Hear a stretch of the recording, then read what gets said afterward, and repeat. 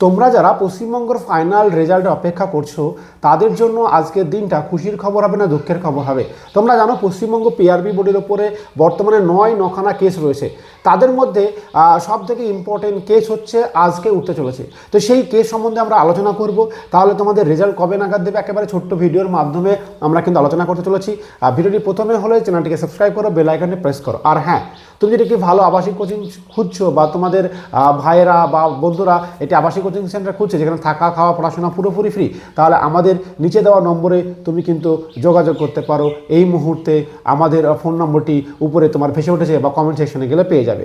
এখানে থাকা খাওয়া পড়াশোনা ফ্রি, অত্যাধুনিক ডিজিটাল ক্লাসরুম, চৌকি, বেঞ্চ, একটি থাকার জায়গাও রয়েছে। তো যাই হোক, তার আগে বলবো আমাদের যে 9খানা কেস রয়েছে তার সিরিয়াল নাম্বার হচ্ছে FMA 2029-30-30-301 303।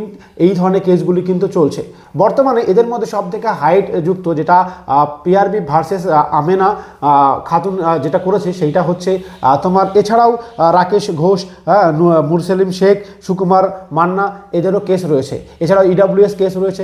এই ধরনের বিভিন্ন কেস রয়েছে।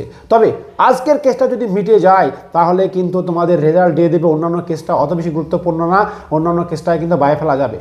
কি হয়েছিল সেদিন 17 তারিখ কোর্ট নাম্বার 4-এ কিন্তু এই কেসটা উঠেছিল। কিন্তু পিআরবির যিনি ম্যাম ছিলেন তিনি কিন্তু একটা কোর্টকে অনুরোধ করে তার আরেকটা ডেট চায়, কারণ চেয়ারম্যান উপস্থিত ছিল না। এছাড়াও তাদের স্পেশাল উকিল কল্যাণ ব্যানার্জি কিন্তু উপস্থিত ছিল না। তাই সেই জন্য 23 তারিখে ডেট দেওয়া হয়। আজকে সিরিয়াল নাম্বার 9-এ কেসটা কিন্তু উঠতে চলেছে, 9 এবং 10-এ কেসটা উঠতে চলেছে। তার মানে বুঝতে পারছো আজকে কিন্তু হবেই হবে, কোর্টে কেস উঠবে এবং কিছু না কিছু একটা হওয়ার প্রবল সম্ভাবনা রয়েছে। এখন আরেকটি কথা তোমাদেরকে বলতেই হয় যে আজকে হয়তো কল্যাণ ব্যানার্জি থাকতে পারছে না, তার একটা কেস রয়েছে, সেখানে তো লড়াই করবে তিনি। তবু যদি চেয়ারম্যান থাকে তাহলে কিন্তু একটা ভীষণ ভীষণ পজিটিভ খবর তোমাদের জন্য রয়েছে। তাই আশা করব আজকের দিনটা তোমাদের ভালো যাবে এবং যে 9খানা কেস রয়েছে সেগুলি কিন্তু তোমাদের হয়ে যাবে।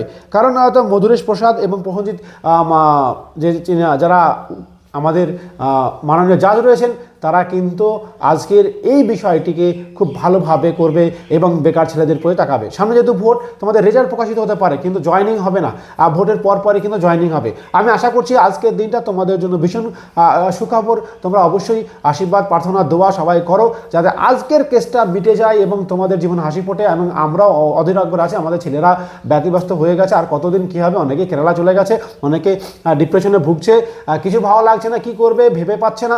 তো এই মুহূর্তে কিন্তু বেকারত্বের জ্বালা বিরাট এবং আশা করব নতুন শূন্যপদ বেরোক এবং সব কিছু যেন ভালো হোক, তোমরা সবাই চাকরি পাও।